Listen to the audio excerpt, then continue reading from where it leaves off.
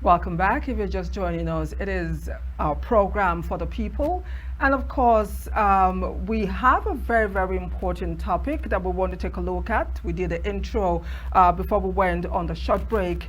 And it is on the new national minimum wage. And of course, the fact that the federal government has reaffirmed its aim at fostering economic growth in the country.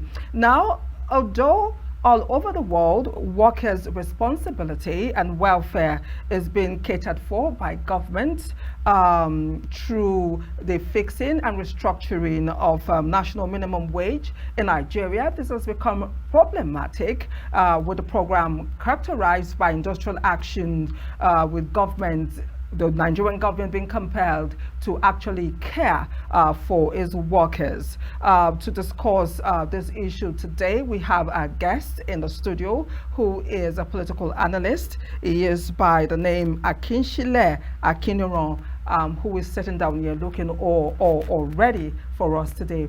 Akin, it's so nice to have you on Daybreak Africa today.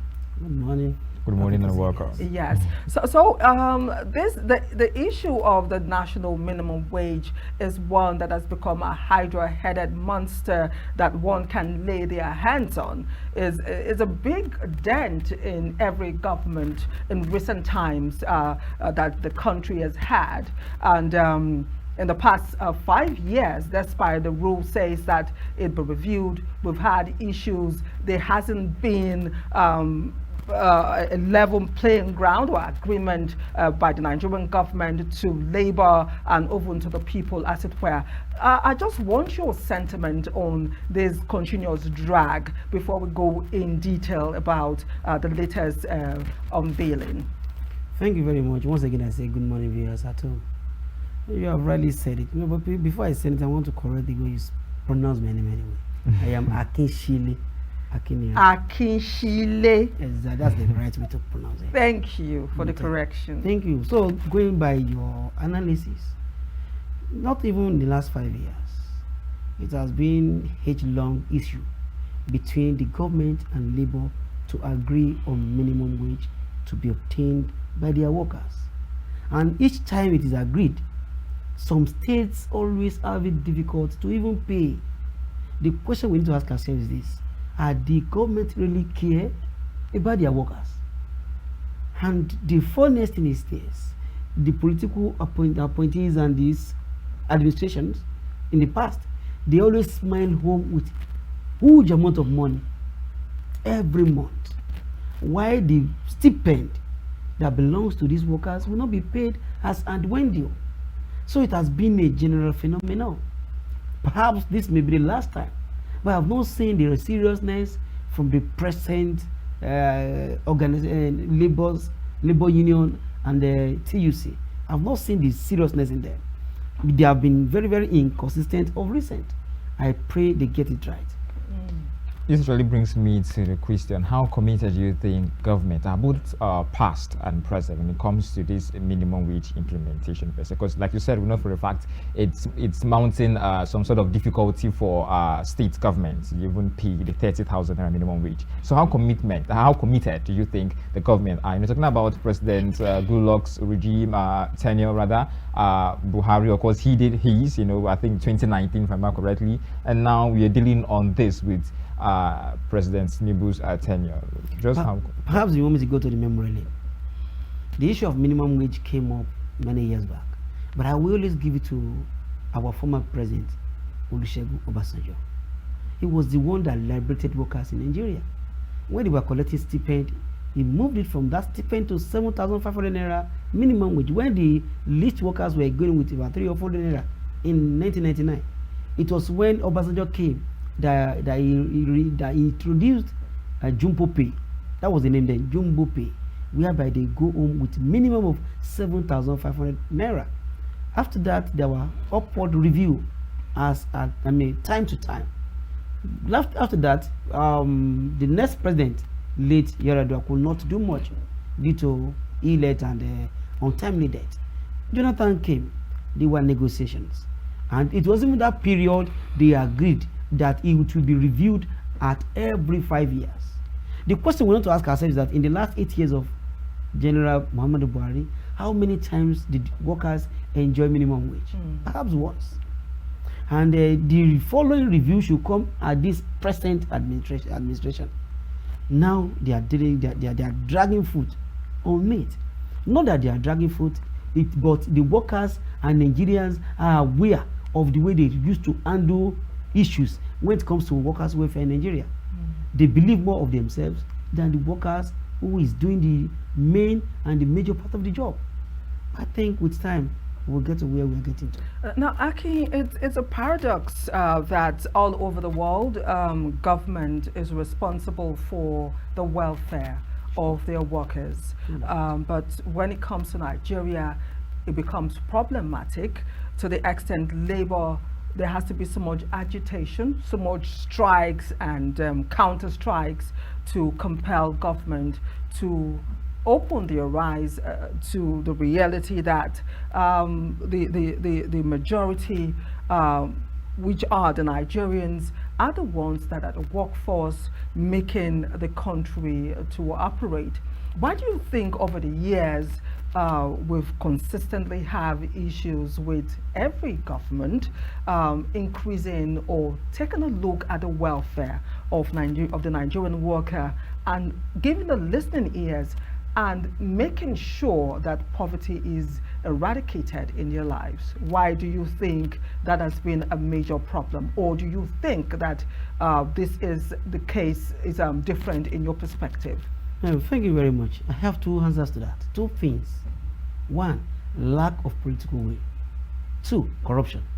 And let me now analyze the two. When we talk about political will, every government must think and know that no government can rise above their workers. So welfare of workers should be paramount to the government.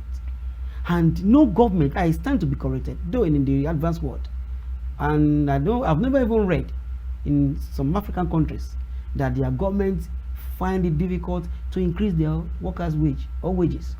Only in Nigeria that we see consistently workers going on strike, workers agitating, workers demanding. There was no time the government has ever taken it upon themselves to say, let us give them what they want.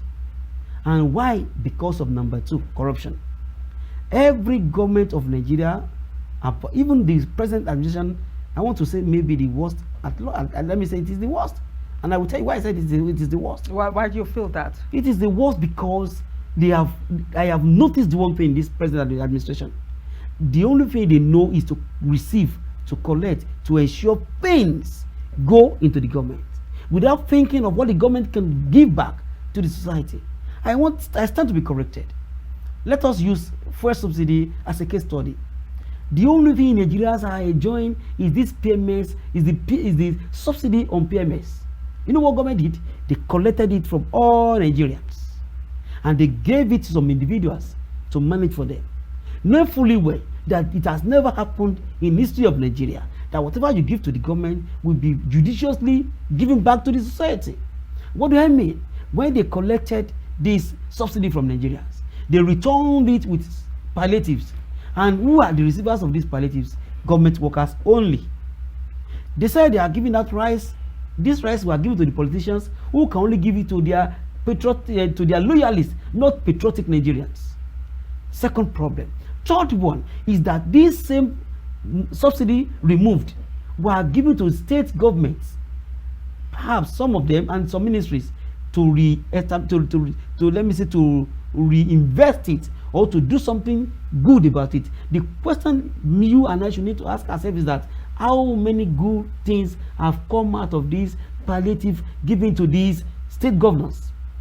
If I want to exempt a governor of a Borno state, perhaps it's the only one I've ever seen doing something special. After that, I say Lagos state, because he has given palliative to some individuals, but we have not seen anything tangible Nigerian people can say they have seen from this palliative. Besides palliative, what should the government have done for the people? Very good. That's a very brilliant question. And that will make me refer to January 2012, when fuel subsidy was initially or first time removed in Nigeria.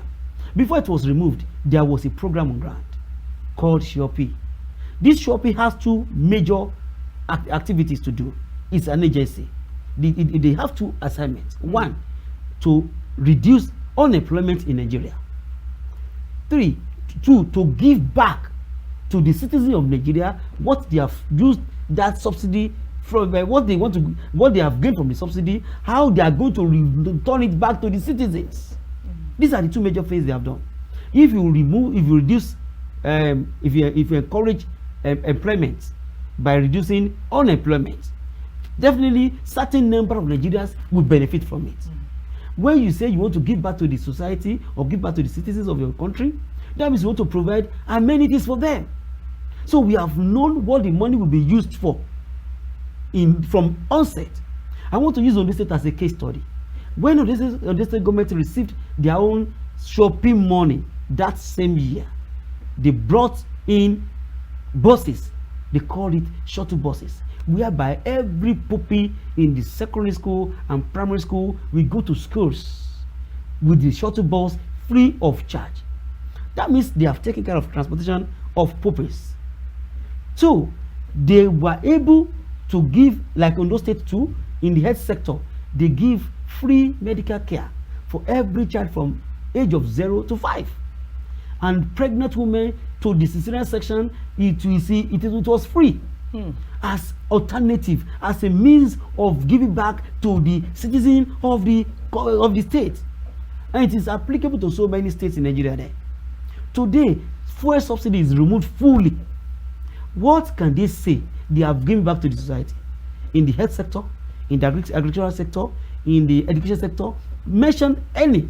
Nothing has been returned in the last 8 months that fuel subsidy has been taken away from Nigerians.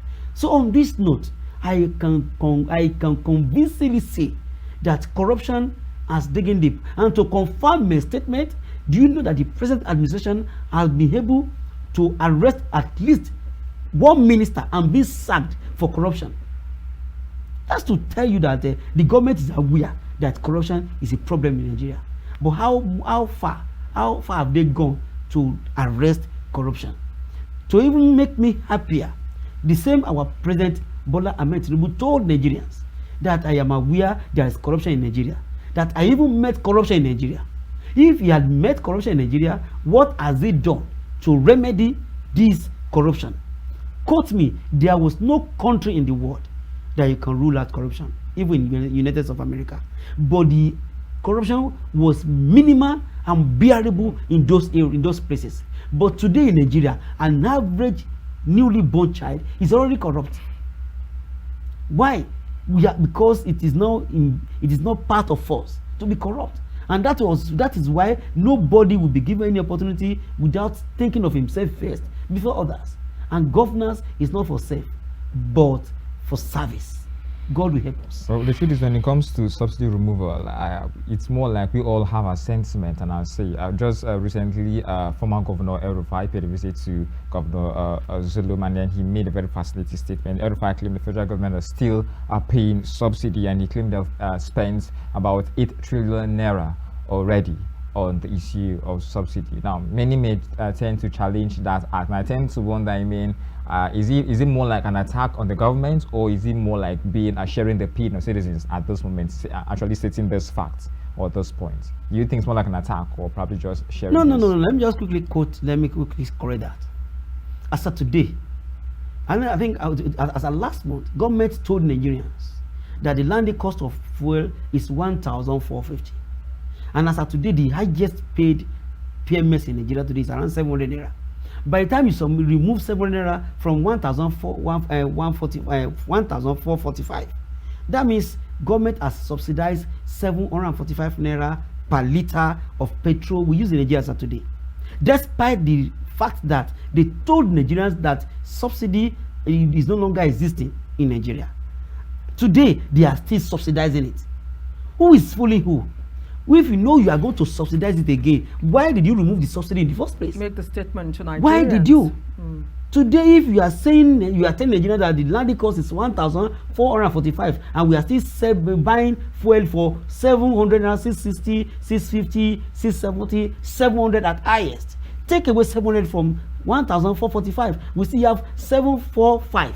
That's 745. So who is deceiving who? Everybody was very correct, except the Nigerian government should come and tell Nigerians what is happening about our fuel. Now, Mr. Akin, to add to what Ezekiel just said, El-Rufai said, on this particular set, I've actually, made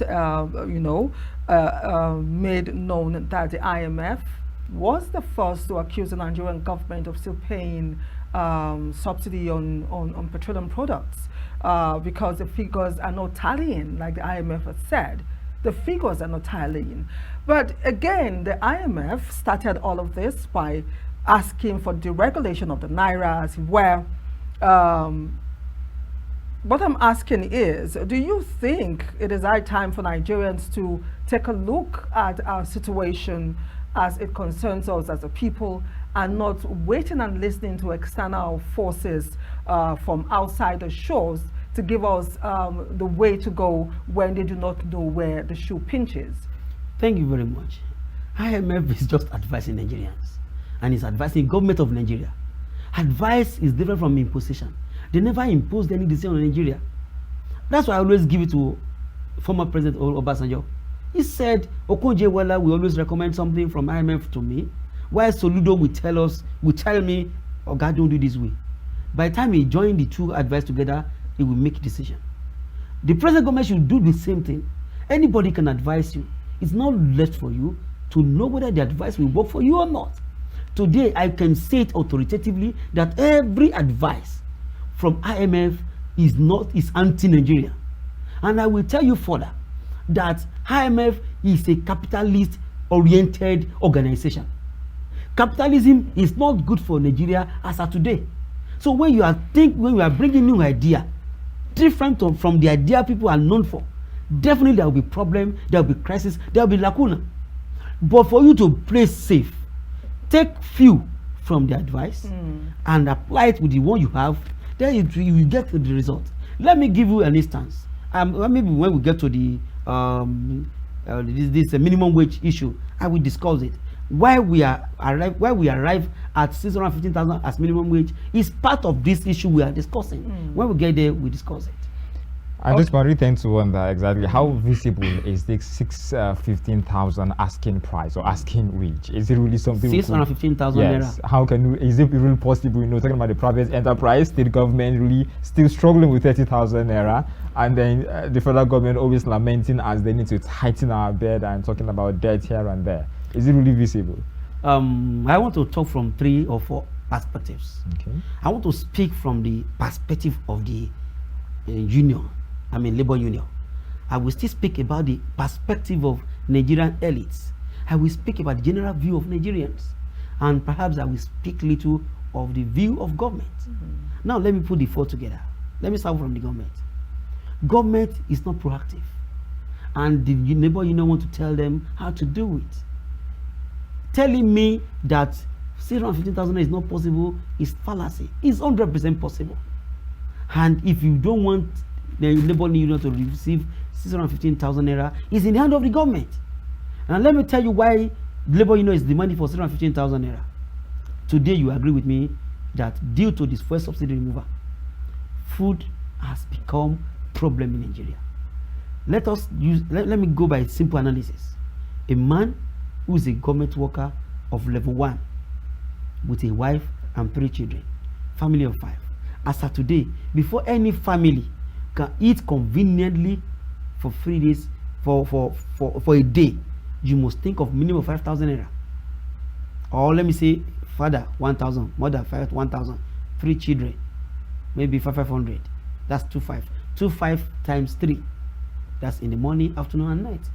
That's 7,500. 7,500 times 30. That's on food alone. Don't forget, every home supposed to be using electricity. Electricity tariff has been increased, and at least they should be able to use light for at least 12 hours. If you are going to use 12 hours a day now, just you know that 2,255 plus let's say around 3,000 per day times 30. That's about 90,000. Add 90,000 to another 400,000 that's already on ground. That's 490. And there are still, maybe you want to pay house rent, you want to still do some other things. By the time you put Health is there. Health is there. I want to remove it. Miscellaneous. Yes, miscellaneous. I want to remove it. You know why I want to remove it? Some state governments, including the federal government, had made a provision for health insurance. So maybe under that, workers may not need much to pay when it comes to health issues. But all miscellaneous and other things. By the time you put all these things together, you know that an average person should be receiving minimum of 650. They only I was surprised when they said 615. I don't know where they got the 15. I was expecting 650,000. By the time we go by this analysis, and if you are going like that, don't forget that the minimum pay for any member House of Representatives today is 9 million naira every month. Minimum pay for member House of Assembly, I stand to be corrected because I'm not sure of the figure, is around 5 million. So if they are collecting in millions, those people that are doing the work, carrying their files, sweeping their places, should be able to go home with at least a quarter of what they are receiving. If we are talking of a quarter of 5 million, that's divided by 4. That's about 1,250,000. Should be the minimum wage. That's what least MHA is receiving in Nigeria. But if, because of the circumstances, that there are not too many, let us reduce it. So for them to even divide it into another 2 to make it 615, these people should be commended. I mean the labor union. They have been magnanimous. They have been caring. They have been so soft with the government. I was expecting the government to accept it in good faith. That's by the way. Let me go to the government side. If government don't want these people to demand for 615,000, so simple. All this subsidy you remove, return it. Simple. And by the time you return it, food will be reduced, NEPA bill will be reduced, other expenses, even transportation will be reduced. All these things will be reduced. So whatever they are collecting then will be able to sustain them for every month. That's by that time. Then let's go to the elite. Some elite are saying these people are unserious, they don't know what they are saying. They don't, how do they expect government to pay such money? Let me now tell you, in America today, despite the fact our digit is 1 to 4, the least worker in America today will receive $2,000. By the time you take $2,000 in our 4 digits, that's about 2,000 times 1,000. That's about 2 million. We are still demanding lesser than what all their customers are receiving from other countries. In UK is beyond that. I want to use Qatar that I visited. I know very well. As case study, the least paid is around 1,900. Let's say 2,000. By the time you say, and a Qatari is 300 naira. So when you say 300 times 2,000, that's around 600,000 naira. Then we can match. So putting all then from the general view of Nigerians, what is wrong with the labor? Who will pay 615,000 naira? Where do they want the government to see such money? The money is there because they have removed subsidy, and they have been saving from the subsidy. So the money being saved should be, why are they saving it? Is it not because they have collected it from right hand? They should be able to give back in the left hand to the people. To the people, because subsidy should be for the people, not for the government. The government had done it in the past. When Jonathan removed subsidy, it was given back to the citizens. So if our present administration is collecting, is taking subsidy from us, they should be able to give us back one way or the other. Giving it to the state government is not the best, but make it meaningful to Nigerians. Let Nigerians feel it. I was trying to do some work on at cafeteria today. The man said I cannot use my gym because I cannot afford money to buy fuel again, except I want to pay times 3 of what I'm supposed to pay. That to tell you is affecting every sector of Nigeria. Go to school now. The first day of resumption, schools will tell you to pay your children's school fees so as to pay the past salary of their staff. That's in education. Go to farm, the gari that is very easy to consume in the past, with 200 naira you buy gari. Today the minimum gari you can buy is 1,500 naira. Rice is no longer anywhere to go. You can't go near rice anymore. And if a worker cannot buy 2 bags of rice for a month, is not yet receiving salary. And guess what? How much is 2 bags of rice today? So when we say 90,000 times 2, that's 180,000. By the time we take 180,000 from 615,000, how much left? But if everything goes back to the normal, and rice can go back to 30,000 or 25,000 or 7,500 that they met it when the past administration was there, you can know that nobody will make this agitation. If you are told they are going to make agitation, it will be simpler and easier. So it's because government is making things difficult for Nigerians. That is why demands are higher and being agitated at all levels. Now, God will help us. You said something about government reverting the initial pump price of petrol if they can't pay the present minimum wage. And we've argued here also that some of us have argued that it is possible, while others have said it's impossible for the same government who, made a pronouncement that has affected Nigerians, affected every facet, every area of existence in the country, to come out and say, you know what, I think we made a mistake by making this pronouncement. We've studied it, and this is what we've discovered, especially like you've said. You've mentioned about the cost of living in the country, which is gone beyond skyrocketing. So I'm asking, is it an impossible task for this present administration or anyone that will come after to say, we can go back to status quo in terms of the old pump price so that things can go back to the way it was before? Is it impossible to do? I stand to be corrected. Let me make some quotation. I want to refer to Kenya when they initiated subsidy. After 1 year and they discover things are getting worse, they revert it. Today they are better for it. So it's very possible.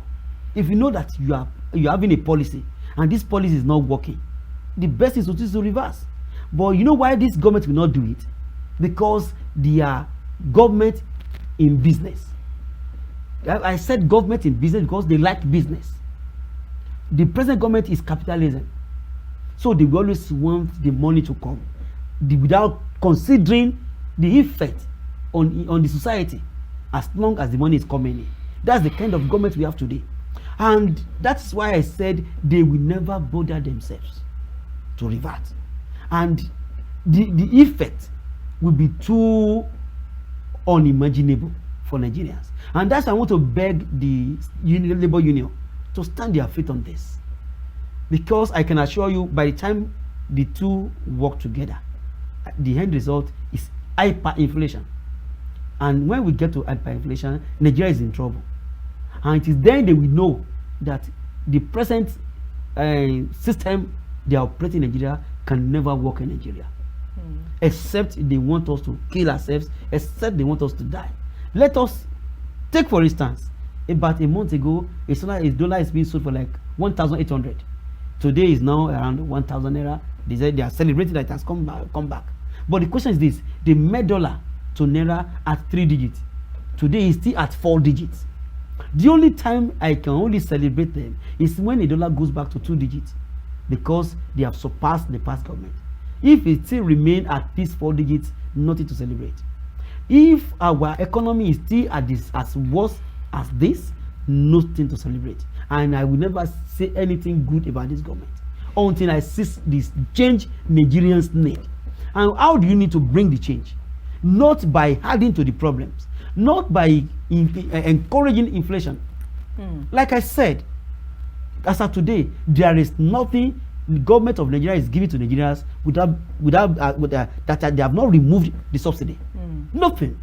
Everything government is giving to Nigerians, they have removed the subsidy on it. Whereas in the developed world, even the food they take, government of the day subsidize it. In UK, in US, in Qatar, in all these countries, to every food they take, the government subsidize. In Nigeria context, what do we subsidize? As a matter of fact, they don't know how to get it. They don't know how we get the food, so there's no way they can subsidize it.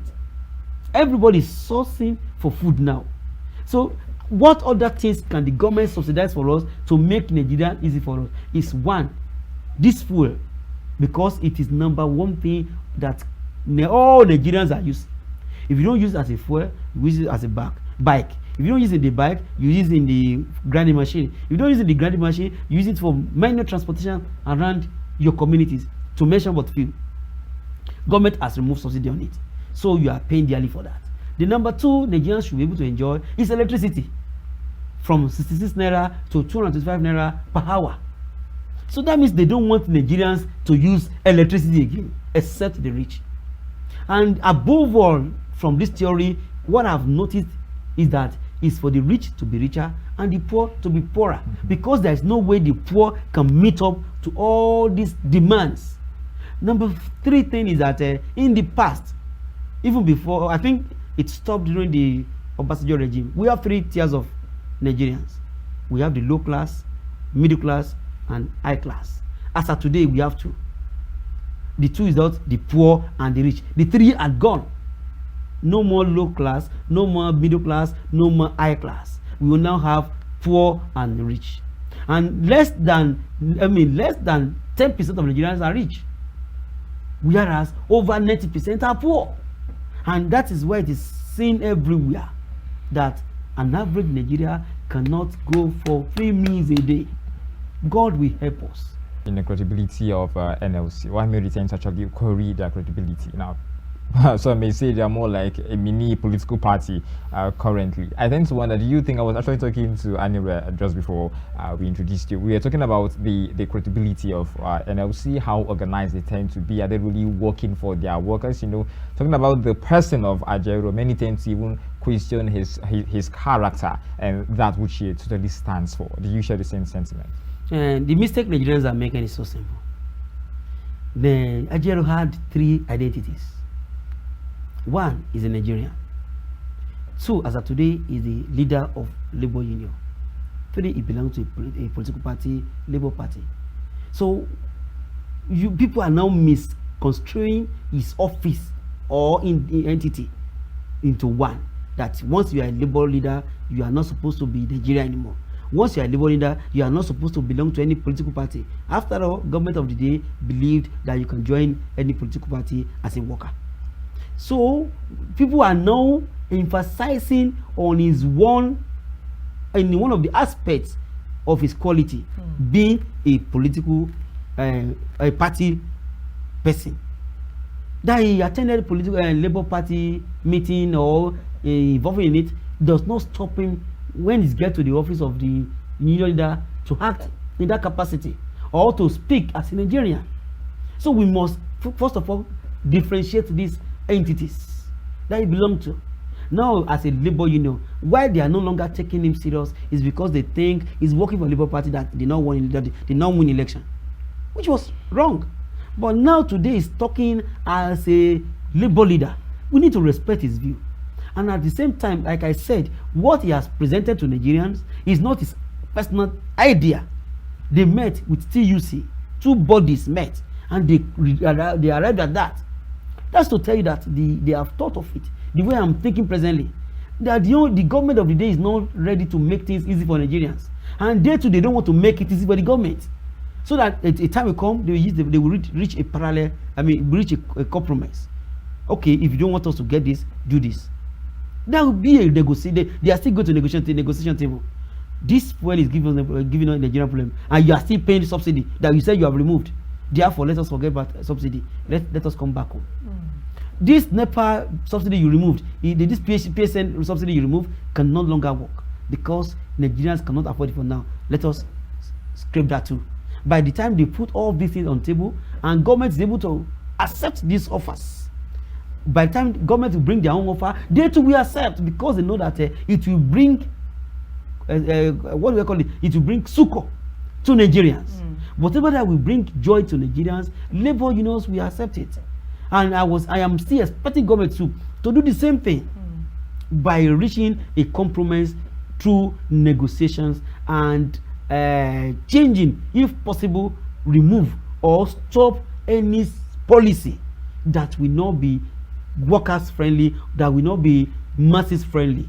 That's my submission. Now, in Nigeria, labor unions, namely the Nigerian Labour Congress, NLC, Trade Union Congress, TUC, Academic Staff Union of University, ASU, and others, have in various times agitated for a wage increase and general welfare of workers.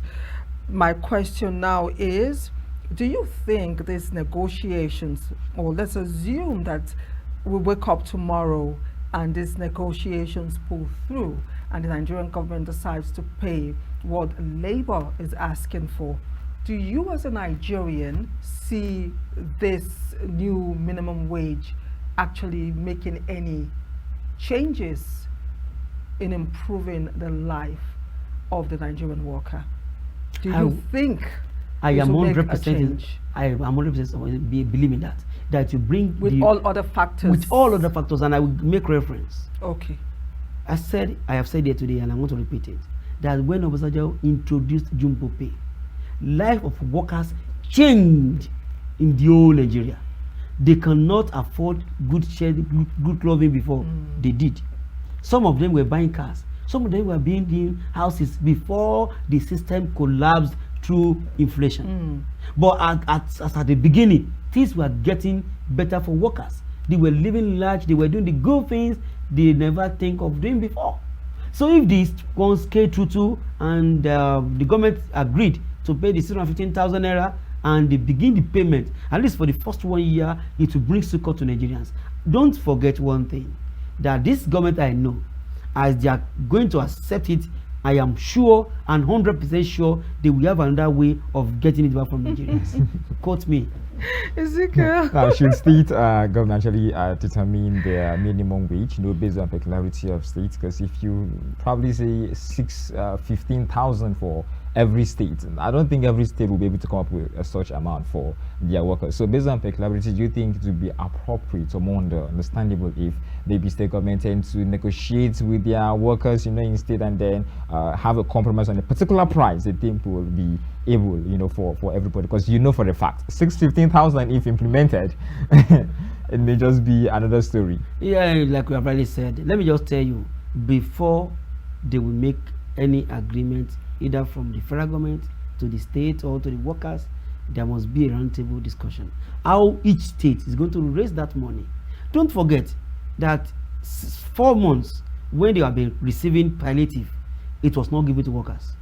In the whole Nigeria, I mean, among these so-called governors and the federal government, never given to until after 4 months they started giving the money out. And how much are they giving out?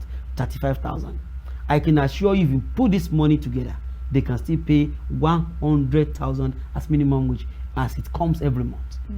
That is to tell you how wicked and callous some of these governors are in Nigeria. And still bounce back to what I've said earlier, that our problem is corruption. If we can sincerely be working, I still want to give it to Governor Zulum of Borno State. He is doing well, but he has not done much. He can still do better. But to the one he has done, we have to give it to him. And at the same time, I wish every other governor to take a clue or cue from him, that work for your people and it will be well with you. We have seen in Ondo State here, a governor who worked for Nigeria, for his people, still hale and healthy, doing well. And don't forget, other governors before or after him had gone. Why? It's because of what you are doing to the society. If you think the society is not after you or they are not seeing what you are doing, you are deceiving yourselves. And if you don't believe that there is God Almighty above, who sees everything above us or beyond us, you are deceiving yourselves. Because in Nigeria today, we believe in 2 religions, Almighty God and Almighty Allah. And the 2 of them believed that to everything you do, there's going to be a karma. So if you believe in karma, do good. Like a pen name of one person in Akure of blessed memory. Do good. Now, let's take a look at economic growth vis-a-vis national minimum wage. This present Nigerian government has come out now and again to let us know that they've put a lot of policies in place towards economic growth in the country. Like the Minister of Industry, Trade and Investment, Doris Uzoka Anite, actually told us that the Nigerian government has put in place, the Tinubu government have put in place policies that will help reform the commodity trading landscape, fostering better outcomes for farmers and, of course, miners, operating NCX operations, establishing a national job center, increasing potential for export diversification, market access expansion, increase foreign direct investment, and others. I can go on and on. Do you think it is a paradox that a country who comes out daily to give all these plans can pay its workers what is due them according to their request? If you feel so, how do you juxtapose economic growth with a nation that cannot afford to care for its workers, going by the agitation by labor and, of course, the voices of the people on the street? And adding to that in a few minutes, because time is actually mounting a constraint at this point. Okay. Thank you very much. Let me quickly answer that. I have said it here severally, and I will still repeat it again, that our government, when it comes to policy, they have the best policy on earth. Very good, very welcoming, very superb policies. But when it comes to implementation, is the problem. And I have read so many policies of Nigeria that me reading it, you'll be happy with that this government mean well for Nigerians. But guess what? For donkey years, you will never see the practicalization of such policies. And I am not surprised. Look at what he has mentioned. Now the question I need to ask her, if she can answer me, that how many of it has been implemented? The question is none. And again, when you bring up all these policies, and if the masses are not going to be part of these policies, you have not done anything. Because we know that above average of Nigerians are part of the masses. Anything you want to do that will not affect them positively is nothing. You cannot be working for the elites and the advanced people in society and you think you have worked for Nigerians. No! The masses are more than the elites. So we need to encourage every policy that we attend to them, not to Nigeria as a nation, or to the elites in the society. If you do any policy that will favor Dangote today, who do you have? If you do any policy that you favor Terolan and the likes today, who do you have? But if you give out any policy, take for instance when they say they want to be giving money to the vulnerable Nigerians, I laughed. If it was to be done appropriately, I will thank them, I will appreciate them. But we all know that it was going to be fallacy. Guess now, all the money is in the hand of a woman that was supposed to be given to the vulnerables. Even the end power, guess what? They are owing them 8 months, and there is no longer any batch after they won. They are owing 8 months. How would someone have completed any power since last year and he has not been able to receive 8 out of 12 months? This same government of the day, what happened? The money had been paid out, but it's in the hand of individual. The vulnerables that caused the problem in Nigeria, the money has been given to the vulnerables, but in the hand of an individual. And what do we call that? Corruption. Every policy you are talking about is all about corruption. Non-payment of workers as and when due, and giving them the needed welfare packages is because of corruption. Until we eradicate corruption in Nigeria, we are going nowhere. And how do we eradicate corruption? Is government. Every corruption in Nigeria comes from the government, starts from the government and ends with the government. So government must do something good to stop, eradicate, if not put an end to corruption in Nigeria. God bless Nigeria. Thank you, Akinsile. Hopefully, I hope we'll come to the end of corruption in Nigeria at some point. It's my pleasure. I guess all that needs to be said is that I have nothing more to add. You do have a wonderful day. I remain Ezekiel Ogar. I want to say, in all the discussion that we've had and will have, I think the federal government of Nigeria is not a spirit. Human beings run the government. So my take is, ask not what the country will do for you, but what you can do for the country. Maybe then we'll begin to see the changes that we seek. My name is Anire Binitie. Thanks for watching the show today. Do have a lovely day. Bye for now.